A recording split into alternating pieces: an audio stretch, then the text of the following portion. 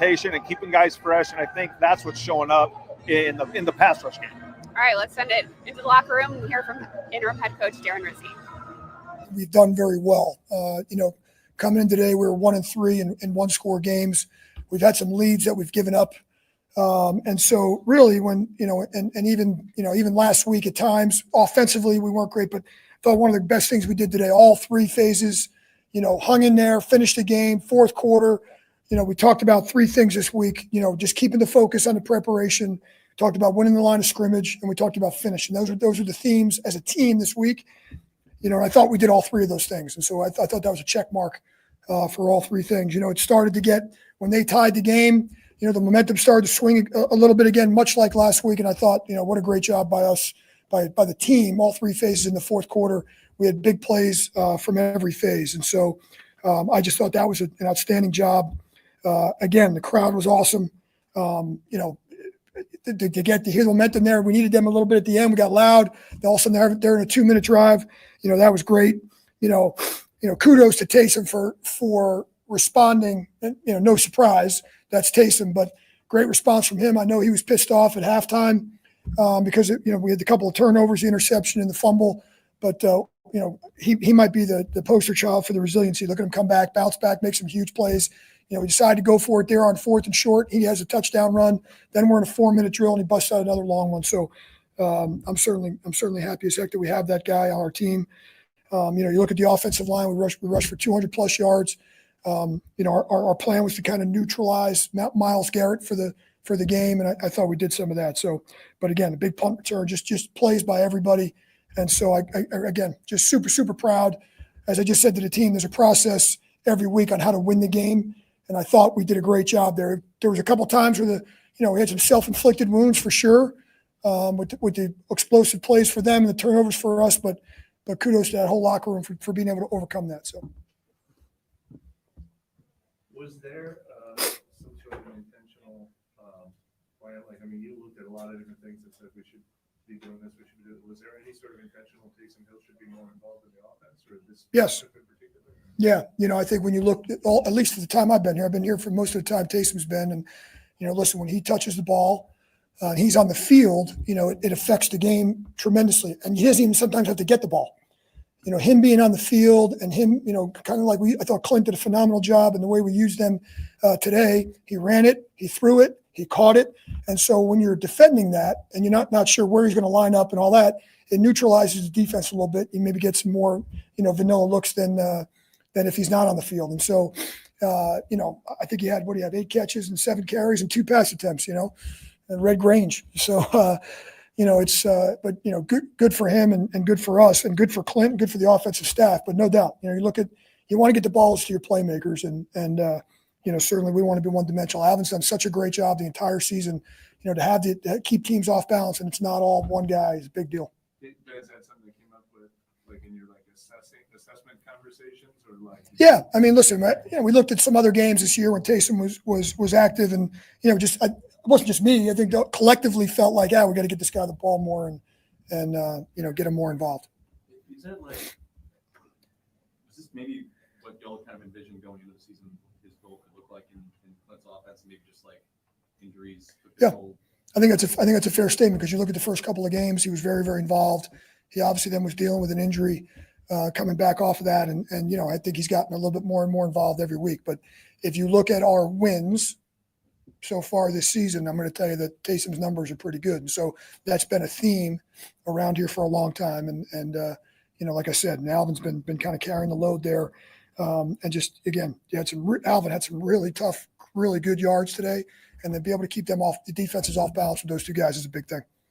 You're kidding about Red Grange, but can you put into perspective just how rare it is for a player to do what he's been doing in his career?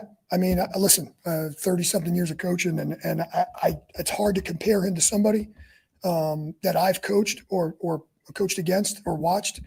Listen, the guy had a 42-yard kickoff return. He threw 2 passes today, and one of them he wants to have back. He's catching, he had 10 targets, and he's got 7 rushes, and he's got a 4th down run for a touchdown. It's like, what can't this guy do? He's our personal protector on our punt team. And so there's just so many jobs, and he's so valuable. So it's hard to, I say Red Grange because I don't even know who else to say because, I mean, can you guys think of anybody? I can't. And so, like I said, I'm glad he's on our team. Chuck Bigneri. I mean, who the guys in the locker room don't even know that. They don't know who Red Grange is either, though. So. But what do you, I mean, also, isn't it, in your experience, for a 34-year-old, uncommon to be breaking kick returns and runs 75 yards and stuff like that? Yeah, he's kind of an ageless guy. I mean, he keeps himself in phenomenal physical shape. The way he takes care of his body, what he puts in his body, all those things, how he prepares himself off the field in the off season, all those things. So, I mean, he certainly doesn't look 34. He looked more like a 24-year-old today. That's for sure. And like I said, I'm glad. Now we got to be smart with the usage and, the play counts and all that stuff. And we can't just sweep it under the rug, his age. But, man, I think the reason he has success is because of what he does for the whole calendar year. His preparation, his nutrition, all those things. And so the off the field stuff is really impressive with him. Obviously, there's like the earned confidence you guys have in them, but to stick with them and keep riding after the turnovers. Yeah. Yeah, that's what I said. Man, at halftime, I said to him, you're going to continue to get the ball, so we got to get over it. Let's move on. And listen, any good player get that many touches, you're going to have some negative plays. But he was taking it personal. And I just told him on the way out at halftime, like, you're going to keep getting the ball, so we're going to need you here. And fortunately for us, he made some big ones. Do you feel like Clint was in our rhythm as a play caller today, especially early on? Yeah, I thought it's the second week in a row. I thought we had a really good start. And that's been a theme in the games that we've played well in, is kind of getting that ball rolling early on. We got a little stagnant there again in maybe the third quarter, but then we're really good finish. That was the difference between this week and last week. I thought the offense finished. I thought we had a really good start, maybe a little stale in the middle, but no, I thought Clint called a great game. And look at the numbers. Derek's 21 of 27, again, very efficient, made some good decisions, spread the ball around.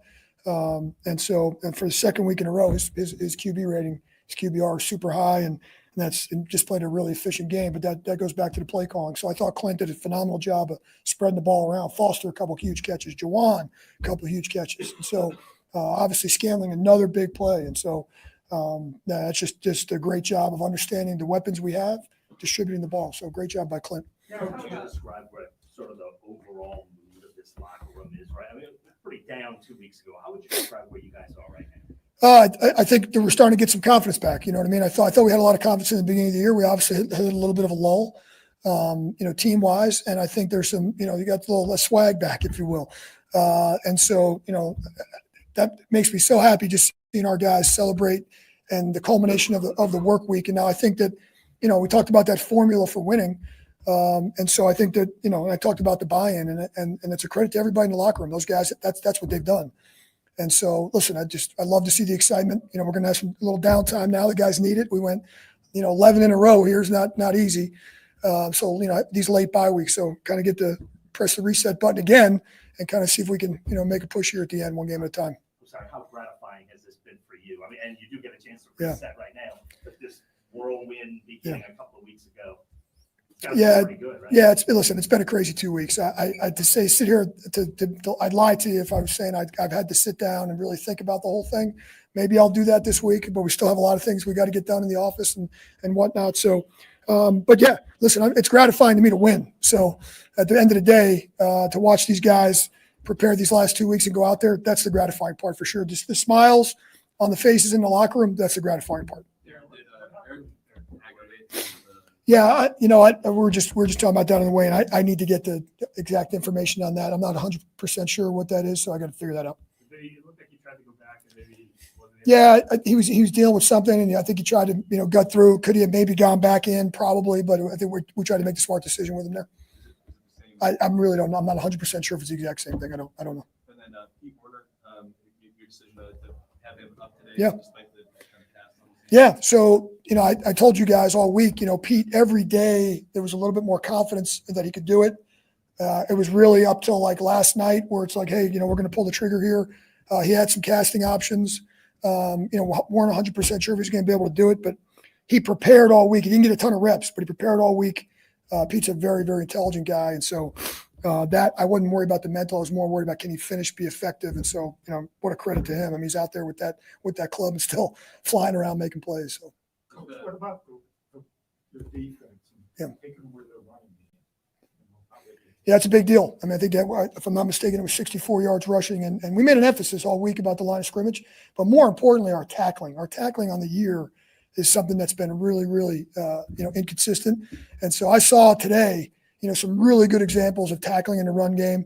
They ripped off a couple runs here or there, but I thought we really did a great job controlling the line. But more importantly, when the back gets to the second level, linebackers, DBs, we did a much better job today in tackling. So again, that was an emphasis. They've done a good job. Their offensive line, tight ends, running backs have been good for them, and we tried to make it turn into a passing game, which we did in the second half, and that was certainly effective. I'm sorry. Yeah. Yeah, he got dinged up early too, and credit to him, he came back in the game, but he made some huge catches, and the one got taken away from him, for the holding call, which was a really great pass and catch. But no, some huge plays. The one he's fallen down. I remember saying in the headset to the coaches, that's an unbelievable catch. Right? He's kind of off balance, kind of sees the ball late, but he made some critical catches. But that whole tight end room really stepped up. How was it? You go to just kind of a two-part here, the return game on y'all side with the guys filling in that haven't really been in those roles yet this year, and then the opposite side, like field position, you guys kind of Sure. Well, first of all, Dante Pettis, great job by him. I think in 11 games, we've had 4 or 5 different guys back there catching punts, and I think like 7 or 8 different guys doing kick returns. And so we made a decision late in the week to go with Dante because we needed a roster spot. I thought Jermaine did a very admirable job when he's been in there, give or take. But Dante's a guy that really was a really good returner in college, and we knew if we can get him out, into space, we can make something happen. It's a shame. I saw right in front of me, stepped out by about an inch, it looked like, and thought it might come back. So I wasn't really celebrating too much because I knew they were going to see it. But what a great job. Give us great field position, go down, score again. Like I said, all 3 phases. And then the kickoff side of things, I thought Blake had some really good kickoffs. Coverage was outstanding. We made them field that one line drive ball that kind of bounced around. I think they started on the 15. Coverage is really good. So we want to continue to take advantage of that. So to have a 42-yard kick return, and I don't even know how many yards the punt return was, the long punt return, but to have those are huge plays in the game. Momentum swings, and so that was really, really good.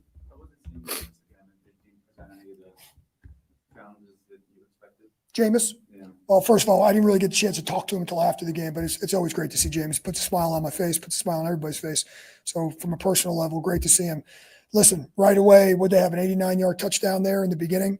And so, that was the concern coming in.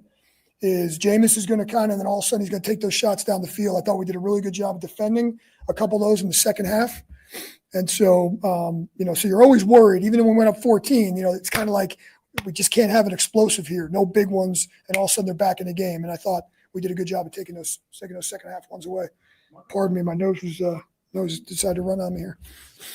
Marquez had another one of those big touchdowns Yeah. he had last year, but maybe so that won't be talked about as much as Juwan Johnson blocking downfield on that. Can you tell us a little bit from your perspective, what a moment like that means and kind of the ripple effects? Well, it's another bounce back moment. We talked about Taysom, but Juwan had the holding penalty on the long, throw to Foster. And here again, that guy, he didn't sulk. He just got back and came back and made a huge play. As that play's going on, I'm not even watching, Scantling run with the ball. I'm watching everybody else.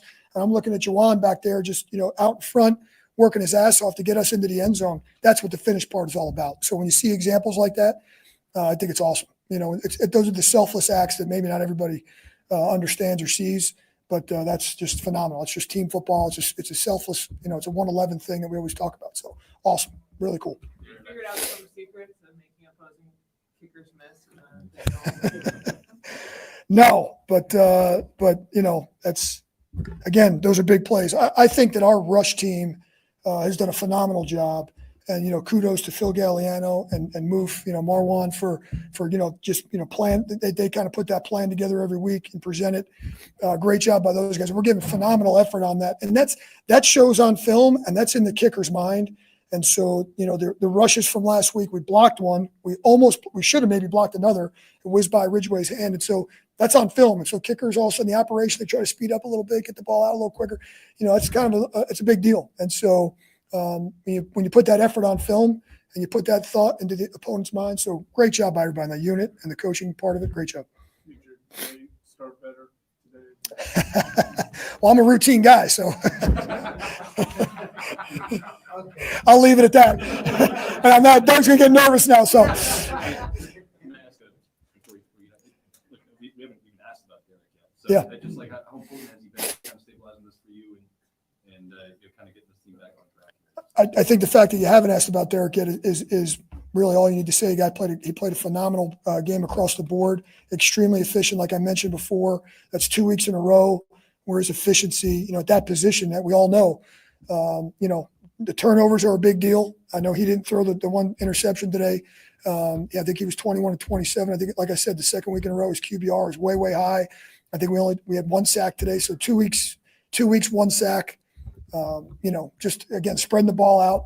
And listen, there's a bunch of guys playing out there that haven't really been playing with him the entire year. Scantling, Kevin Austin, Dante Pettis. I mean, there's guys out there. So the timing and the rhythm, and Derek does a great job in practice every week of when the defense is up and they're doing their stuff. He's got these receivers off on the side.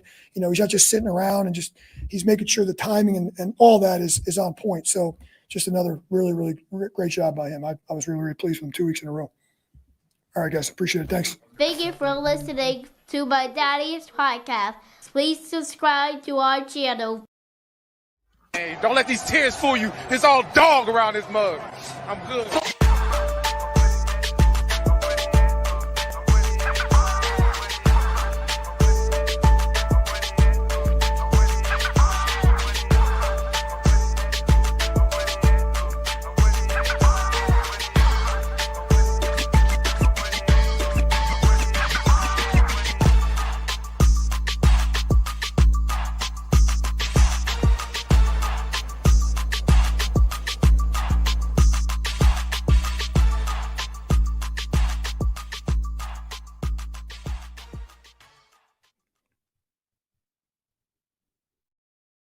Hey, what's going on, Who Dat Nation? It is yours truly, Timothy J. Jones, and yes, I am the host of the State of the Saints podcast, powered by BETUS. Sign up today, get up to 150% on your first deposit and up to 125% on your second and third deposit, up to $2,000. Download the BETUS app or go to the website, use the promo code YouTube150. Well, Who Dat Nation, the New Orleans Saints getting another victory. This is 2 in a row. They knock off the Cleveland Browns by a score of 35-14. The New Orleans Saints now move to 4-7 ahead of their bye week. And this is how you want to go into a bye week. You don't want to go into a bye week feeling bad, feeling depressed, feeling upset that you lost. So now the New Orleans Saints, they have an opportunity to be able to make some noise. All right. So as I'm looking at the screen right now in the NFL Red Zone, I'm watching the Atlanta Falcons and the Denver Broncos game. And right now the Denver Broncos are leading the Atlanta Falcons by a score of 14-6. So that's being very helpful to the New Orleans Saints. The fact that the Denver Broncos are, beating up on the Atlanta Falcons. So hopefully they can maintain that particular momentum. But speaking of momentum, the New Orleans Saints winning 2 in a row. Taysom Hill was a integral part of the offense on today. To me, this probably ranks as one of his best performances as a professional, and that's saying something because we have seen Taysom Hill take over games throughout the years. But I like the combination of Taysom Hill and Alvin Kamara as the running group in the backfield for the New Orleans Saints. The Saints know that they've really been relying on Alvin over the last couple of weeks. I mentioned on the pregame show, he had 55 touches over the last couple of weeks. So now, you alleviate some of that pressure off of him and you add Taysom Hill to the fold. Now you got yourself something special. And I thought that Darren Rizzy, the interim coach of the Saints, said something that was very, very, I guess like it's something that's very, very meaningful that he said. He said that, Taysom Hill is a guy that we have to be mindful of his age. And I thought that was something that maybe it explains why we haven't seen Taysom Hill that much, or we're wondering to ourselves, why haven't we seen Taysom Hill in the second half, or we haven't really seen him doing as much. So maybe the Saints are maybe putting him on that snap count that we all have been alluding to. And maybe that's the reason why they didn't utilize him the way that they had in this game. But I'm glad that they did. And I'm also glad that you had some guys stepping up. Valdez-Scantling doubling down on the success he had last week versus the Atlanta Falcons as the Saints knocked off the Atlanta Falcons by a score of 20-17. We seen Valdez-Scantling make plays last week. We seen him make plays this week at that 71-yard touchdown. Also scored on that play. The Saints running game was really good in this game. The offensive line stepped up. They were able to allow Alvin Kamara and Taysom Hill to kind of run wild in this game. And also Derek Carr. I mean, Derek Carr, we was like 21 or 26 or something like that, 238 and 2 touchdowns. I mean, that's pretty good stuff. I mean, look, we all know what Derek Carr is as a quarterback. The Saints aren't really asking him, 248 yards passing. The Saints aren't really looking at Derek Carr to lead the team. They're just looking at him to kind of steer things in the right direction. They want to be a run-first team, and if they can get the running game going, if they can open up some lanes for Alvin and Taysom, and when Kendra comes back or Jamal Williams, if they can do that, then you can make some noise and be – and make it very interesting down the stretch. Now, I know they got some Saints fans out there that's probably going to get in the chat talking about draft positioning and this, that, and the third. But look, I would love to have a really good draft pick. I would really love to have a top 5, top 10 pick. But the name of the game is winning, right? And you kind of just count the wins and losses when things are all said and done. But right now, like, these guys are counting on, going out there, winning these football games so they can stay on the field, that they can stay within this organization. They're not looking at it from our standpoint that really don't have a dog in the fight, and we just are making our opinions and formulating them based on our emotion. Those guys aren't doing that. They got a job to do. So when I look at this team, I'm glad that they're continuing to fight. They look like they have more energy. It looks like they have more, pizzazz. It looked like they have more, confidence in themselves because, I mean, just listening to Darren Rizzy, you can tell the media is in love with the guy. They asking him questions. They like the energy that he brings. And I just think that, if you can continue to build on this, then at least for the most part, Saints games in 2024 won't be as boring as they were when Dennis Allen was your coach, when he had absolutely no answers as to why his team was looking like slaw for 7 weeks. But I'm going to go ahead and read some of your comments. This is not going to be a long podcast at all. We did a watch along, earlier. We broke down the second half.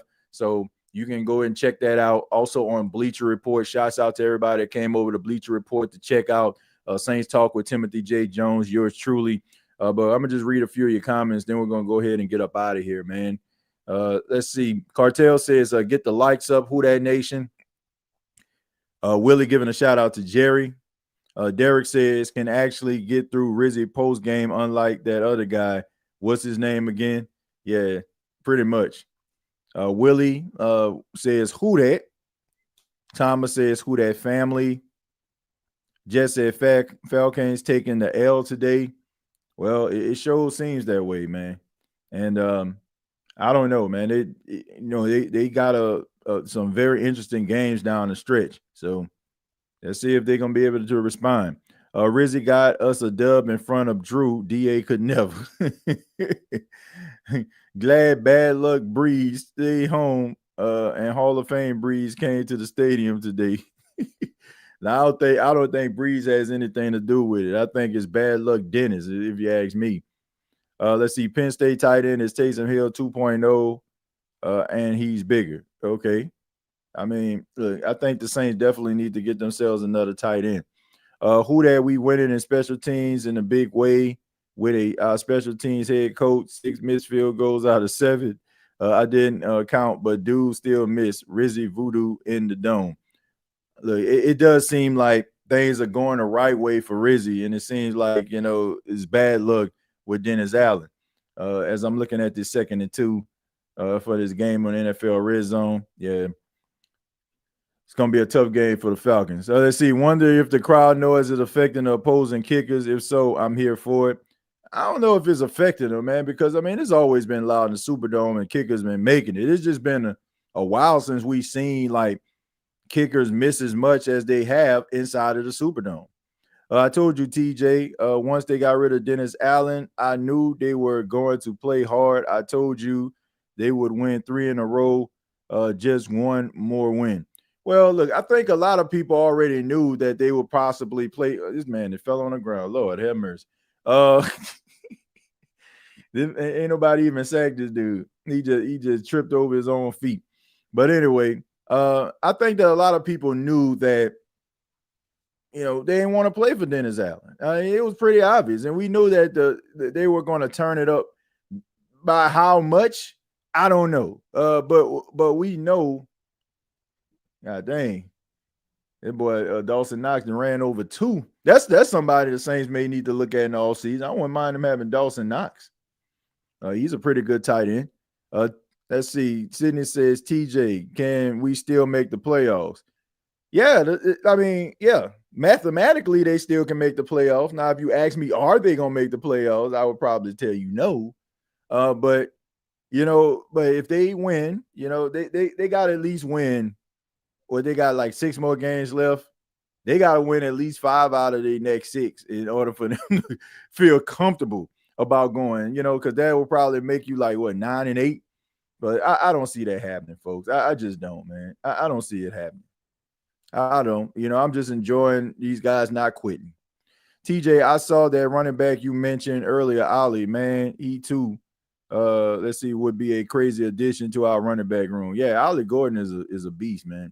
Big physical running back, guy that can, you know, get those extra yards, good vision. I think he'll be a good compliment if the Saints were to draft him. Who that, TJ? Darren Rizzy, undefeated interim head coach under former coach Sean Payton in 2006, TJ. Yeah, I know, but I mean, just keep that momentum. Keep it going. Let's see, Unger. Shouts out to Unger. He says, congratulations, Timothy. It was a great collaboration with you to preview the matchup. I really appreciate you joining me on the channel. No problem, man. Unger, like, I appreciate you having me. It was fun, you know, talking about, you know, hour talking about the Saints and the Cleveland Browns. And I really do appreciate the invitation, man. I appreciate you for having me. Says, agreed, DA is gone. And them boys still got into the end zone on the so he basically tripped over his own feet and they still scored. Marvin Mims. Rizzy definitely put voodoo on opposing kickers. And he laughing. Willie laughing. Says, hey, TJ, I think Hill just scored another touchdown for the Saints. Yeah, it was one of those days for Taysom, man. Agree, enjoying the new edgy Saints. I just like these guys still having fun. Like, they ain't got to win every game, but you can tell these guys are playing for one another. They passionate. Like, it don't seem like they just going through the motions and like, oh, well, here's another week of losing. TJ, depending on what Riz does for the rest of the season, would you like to see him as our next head coach, or do you think we should look elsewhere? I don't care what he does. I don't care what he does. I still feel like you need to look elsewhere. You need to if you circle back around and realize, okay, Darren Rizzy is the best choice for us as the next head coach of the Saints, fine. But don't just do what you did with Dennis Allen, basically just sleptwalk through the interview processes for all those other head coaches that could have helped your team be much better than what Dennis Allen did as your head coach. Look, like I said, just do your due diligence. See if this is the right person for the job. If you feel like, oh, man, we talked to this guy, we talked to that guy. Darren Rizzy, you know, we learned that Darren Rizzy is the best choice for us, so we decided to go with Darren Rizzy. But don't just go with Darren Rizzy. Like, let's just say, for example, okay, so he started when the Saints had about 8 games left, and let's just say if he wins 7 of his last 8, even though that's impressive, I still don't feel like that should just be the deciding factor. You know, I really don't. And if you come to that conclusion, good or bad, no matter what the performance looks like, good or bad, like, then it is what it is. But don't just sleepwalk through the process. Don't like have the next best head coach up in there come to you, and you like, okay, man, we not gonna want him. We want Darren Rizzy, and then that coach goes somewhere, and he wanted to be with the team, and he goes somewhere and be successful, and then the next thing you know, people wondering if things don't work out with Rizzy, why you ain't go select that guy. TJ, we need Carr to be more consistent. I don't feel like this is a game where I can beat up on Derek Carr, or anybody should beat up on Derek. There were some plays and some throws that he should have made. I mean, but you can say that about every quarterback. For the most part, I think he did formidable today. I think that he put the ball into the hands of the guys to make plays. And to be honest with you, I feel like this was probably the first game that I saw that the offense kind of looked the way the Saints wanted it to look. Like when you look at the 49ers, right, when they run that offense, you see a lot of Brock Purdy kind of dumping it down to Christian McCaffrey, dumping it down to Deebo Samuel, little dump passes, right? And they turn those passes to big gains. We seen that with Alvin today. We seen it with Taysom today. We seen it with Valdez Scantling. So the offense kind of looked the way that we wanted it to look when the Saints went out and they got Clint Kubiak as their offensive coordinator. So for that, I have an appreciation for that. But I thought that Derek Carr did a decent job. Look, Derek Carr is what he is. If you're waiting and sitting around for him to turn into Aaron Rodgers in his prime or turn into a prime Breeze, I just think that you're wasting your time. I think you're getting yourself upset and worked up for things that just don't make any sense. Like he is and forever will be a serviceable quarterback. Like if you're in a bind and you kind of want to stay afloat and you don't want anybody to lose your games or win them, you know what I'm saying? You just want to kind of build around them like Derek Carr is your guy.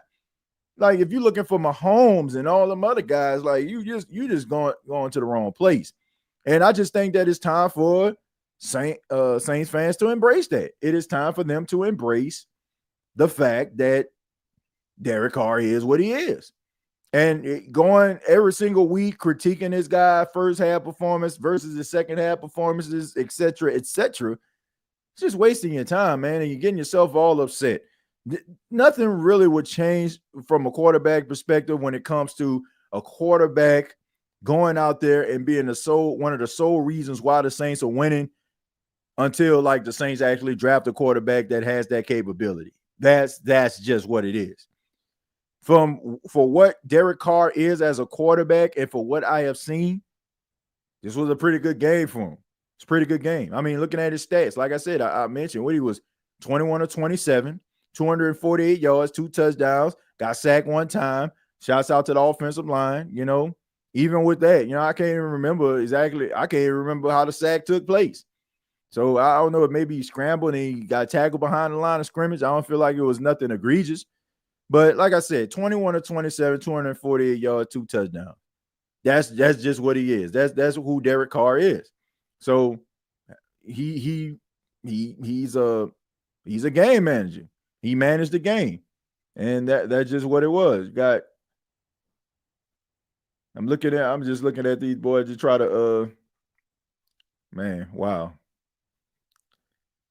Watching the Atlanta Falcons implode on my TV, man, this is music to my ears and just a sight for sore eyes. Let's see.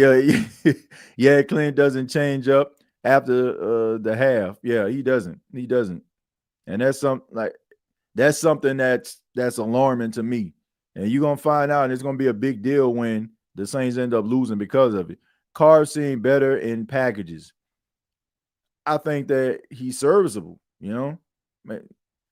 Derek Carr is probably having one of his best seasons efficiency-wise. Yeah, I mean, I think so. Derek Carr has never been terrible. Like, he's not a terrible quarterback. Is he the best quarterback you ever seen? No, he's not terrible. Like, you can still, like, under the right circumstances, being a run-dominant team, maybe being a play-action team like they trying to be, it works in his favor. It's the stars aligning. But, that's just who he is. Like I don't like getting mad at Derek Carr. To me, it's kind of like old news. It's old news. You know, like it's like, man, why am I getting mad at a guy that I already know what he is? It's like somebody that's a habitual cheater and you mad that he ain't come home or she ain't come home last night. Like, come on, man. They showed you who they are. So why are you sitting up here getting upset? Like, you still sticking around and sitting around waiting. You know, that's your fault. If Carr would have lost this game, he would have been going through it since the fans love Winston. Yeah. I mean, I think both quarterbacks made their case. I think Jameis Winston showed that, you know, he can make some throws. And I'm gonna say this. I'm gonna say this. I didn't really see too many passes by Jameis Winston today that, for the exception of maybe that throw that he tried to thread to Njoku, I didn't really see too many passes that was like, man, that could have been picked. I didn't really see that. Like, Jameis was dialed in. He made plays. He was putting the ball where it needed to be. There was a couple of plays where they could have been big plays. It just ended up like the receiver ended up dropping the ball. Like Jerry Jeudy, there was one pass that he threw to Jerry Jeudy down the right sidelines, and he had Alontae Taylor. The ball just went right through Jerry Jeudy's hands. So he was dialed in, man. Like Homer was dialed in. So this was one of those games where I think both guys made their case. Like, you know, I think that Jameis made a case where the Saints should have, you know, made Saints fans feel like, man, we could have kept him and maybe we could have been a little bit of something. And Derek made a case like, okay, man, you can win with him. So the rest of these games are very winnable. And we at home for a few of them. Yeah, that's the best thing about it. When you start the season off like on a road, playing most road games than home, towards the back end of your schedule, you get home cooking. And I feel like that's something that some of these teams that have been winning early with their experience, you know, like I'm alluding to the Falcons. The Falcons had a lot of home games early in the season. So now they got to be hitting the road in November, December, where Bill Belichick say real football is taking place. How are you going to be able to respond to that? Say, TJ, what are your thoughts on how Clint Kubiak utilized Taysom today? Do you think it was a bit much? No, I don't think it was a bit much, Cartel, because we haven't seen it enough. Like saying that we would have to have some type of backing of our argument. Like where is it? Like where's the what are we arguing? Like we talked about it for several weeks, right? About how Taysom Hill wasn't able to be utilized throughout the totality of the game. Now, what Darren Rizzy alluded to makes sense as to why we didn't see Derek Carr. As I get into my Roy Jones, imitation, because the fact is, when you seen Taysom Hill, you only seen him in the first half.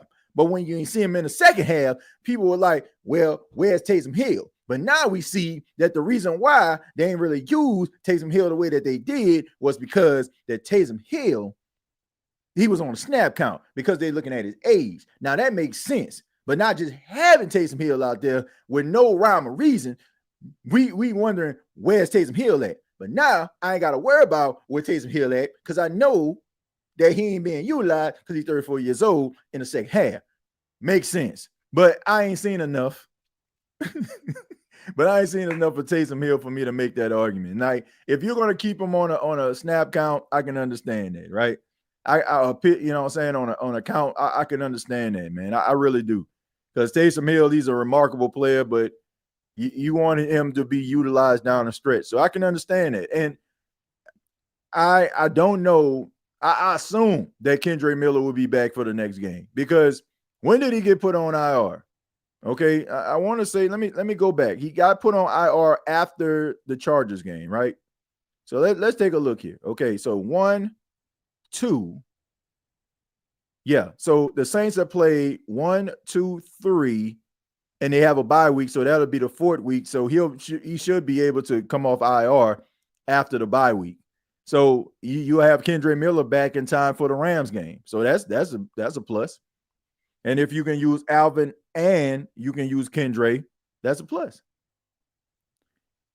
the Falcons may have messed up losing that Saints game. It's not looking good. I mean, the Denver Broncos have a really good defense, very underrated. And I already know they was going to be mad because of how that game ended versus Kansas City with that block kick. And then they blocked the Will Lutz kick that would have won the football game for them. IR is 4 games, not weeks. Okay, he won't be back for the Rams. Okay, all right. Because I was like, man, maybe, you know what I'm saying, like, he'll be back. I didn't know if it was like, you know, if they actually counted the games or not. So they don't count the bye week. So he'll be back after the Rams game. Gotcha. Makes sense. They don't count bye weeks. Okay. Just want to make sure. Thank y'all. That's why I got y'all here, man. Y'all keep a brother on his P's and his Q's. Let's see. Broncos are a fake team. I don't know about no fake team, man. I think they're good. I think they're a decent football team, and they're gonna get better. I think that I think that Sean Payton gonna have those guys formidable, man. I don't think the Chiefs are gonna just. I don't think they're just gonna be laying down for the Chiefs. I think that Andy Reid and Sean Payton. I think that's gonna be, you know what I'm saying, that's gonna be a good little rivalry right there for a few years. I mean, who they beat. Well, look, here's the thing. You only can go by who you're playing. Like, they beat every team in the NFC South. Looks like they're gonna beat it. It looked like they're gonna beat the Falcons too. So they beat every team in the NFC South, and I want to say they may have won a couple divisional games. Let me go ahead. I'll take a look and see who they actually played. They haven't played it. If you want to talk about anybody of significance, okay. But I mean, that game last week versus the Chiefs, they should have won that football game.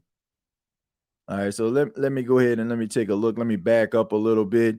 All right, so they played the Seattle Seahawks and they lost. Then they played the Pittsburgh Steelers and they lost.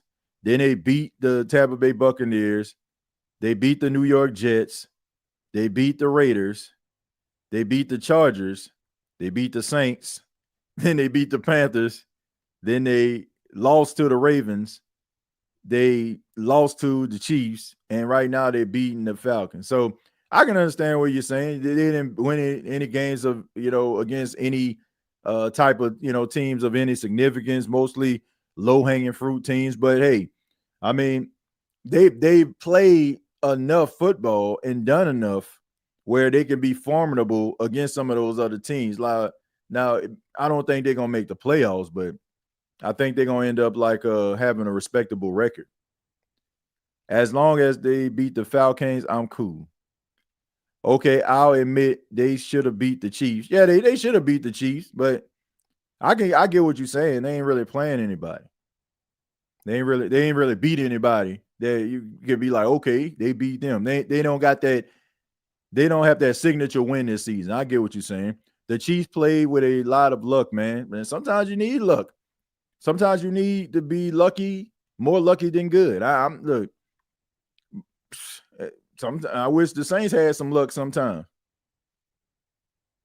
I wish the Saints had some luck sometimes. So let's see what's going on, TJ. The Truth Hurts. Appreciate you for being here, man. Thank you. It seems like the refs are with the Chiefs. Well, I mean, you got Patrick Mahomes, who's the face of the league and can make all the throws and has that, all that great ability. Of course, they want to make sure that their cash cow is continuing to be front and center for these important games. I mean, they're playing right now against the Buffalo Bills. I mean, that's the game of the week. So just the way that it goes, folks. I mean, I don't make the rules. I mean, they're going to look out for him. It's kind of the same way with Tom Brady was in New England. He was the cash cow. So, yeah, he's going to get those calls. They're going to make sure that if anybody get close to him, they're going to make sure they throw that flag to give you that little reminder like, hey, man, this is the face of the league here. So I'm going to take a few more, then we're going to go ahead and get up out of here. But I do want to acknowledge once again the fine folks at BetUS.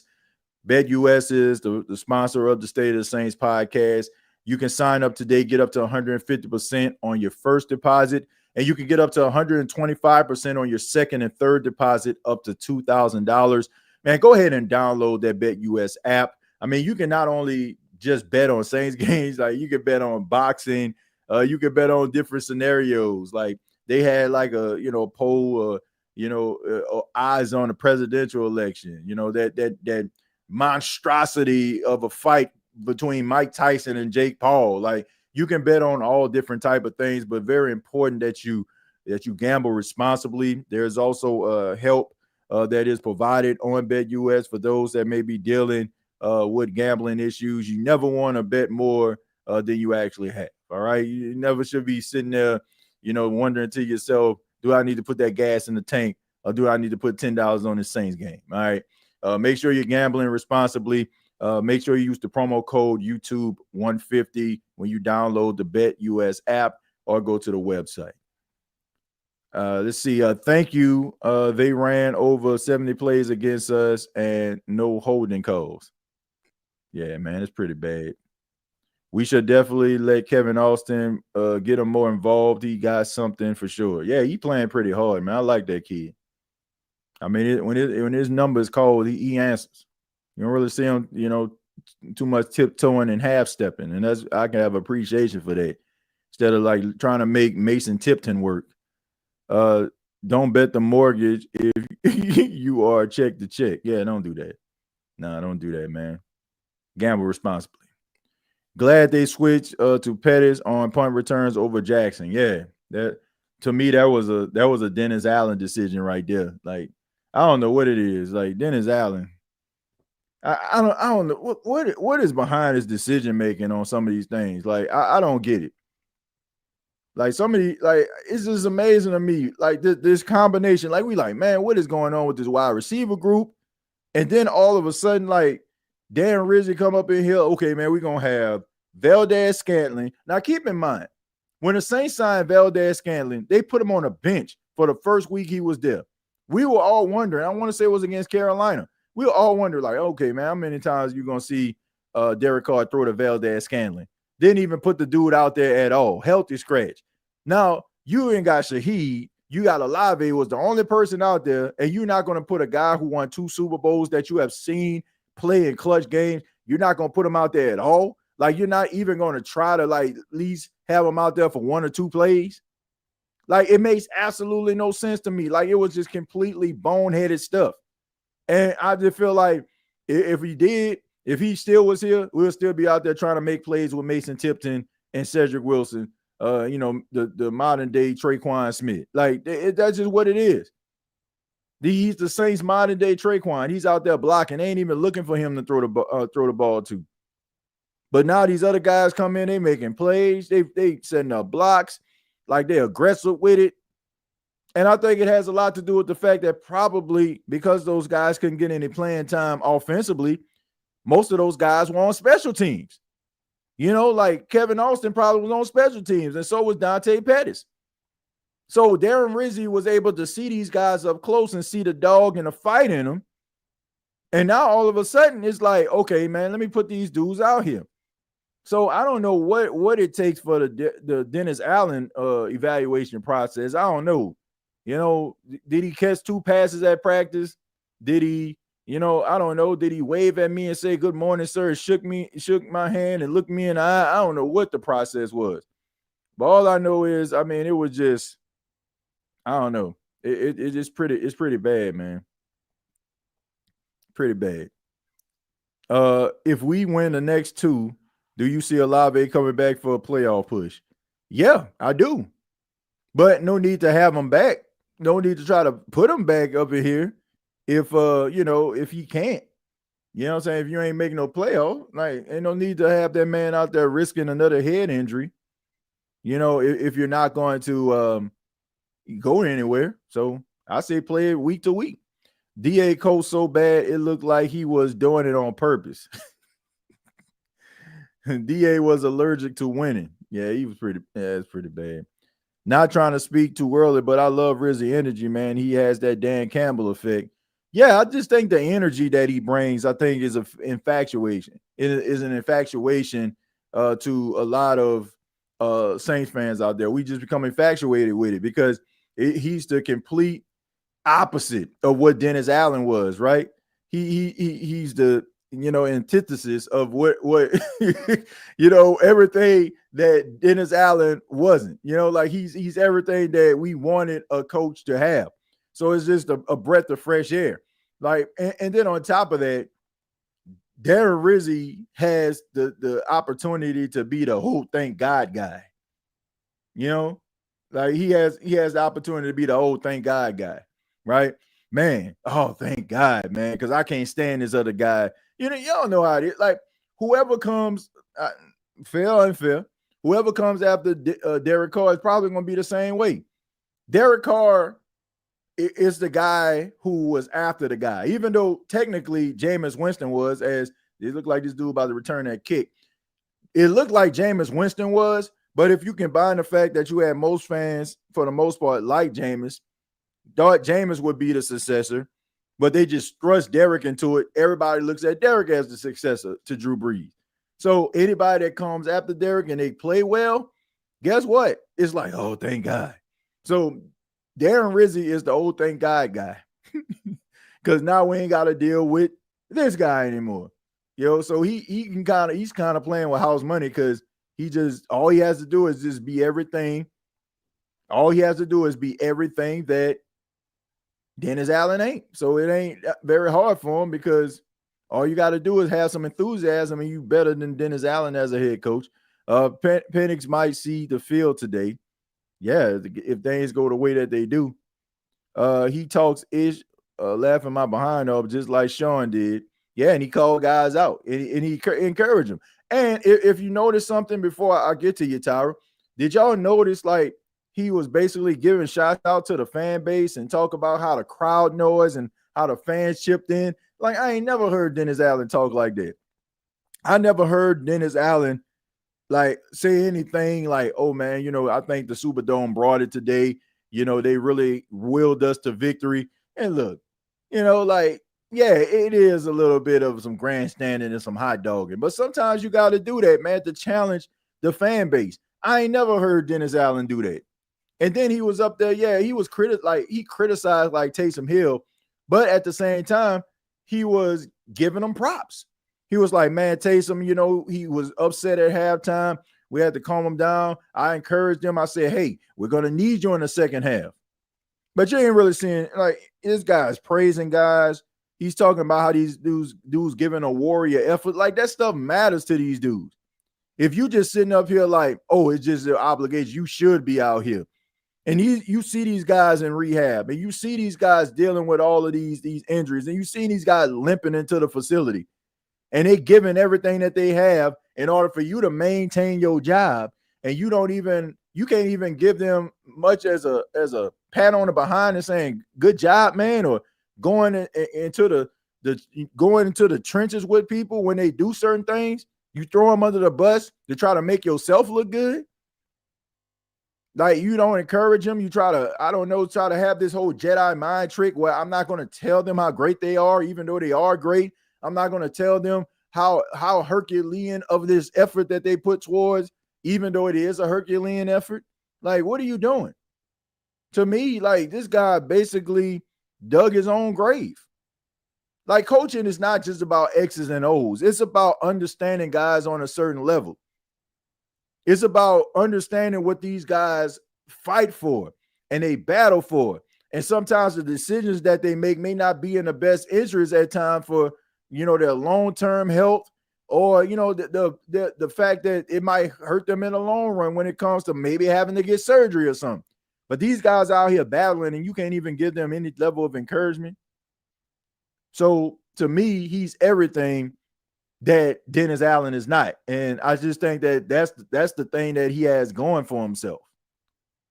That he is encouraging these players and it is not just tongue in cheek. It is not just saying the right things. Like you come away from a press conference with Rizzy feeling and believing that he believes everything he says is because he does.